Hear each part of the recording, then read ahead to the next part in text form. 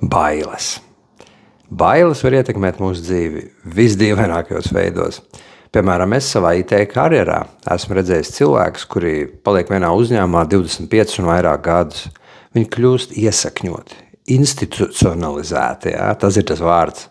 Un godīgi, mani biedēja doma, ka es vienu dienu būšu kā viņi, iestrēdzis, tāds komfortabls, līdz vemšanai, nemainīgs. Un ironiskākais ar bailēm ir tieši tas, ka viņas mūs velk tur, no kā mēs visvairāk arī baidamies. Un manā gadījumā, jo es vairāk baidījos no tādas stagnācijas, jo es vairāk arī izvairījos no riskiem un pieturējos pie tā, kas šķita drošs un komfortabls, tādējādi pats jau paliekot par tādu. Ja? Un godīgi, ja man draudzene toreiz nebūtu pamudinājusi mani uzdrīkstēties un pamest to pirmo darbu un pieņemt vēl labāku piedāvājumu, iespējams, ka es vēl ar vienu būtu turpat, tajā pašā ofisā, tajā pašā rutīnā. Tas pats es. Bailes ir tieši tādas.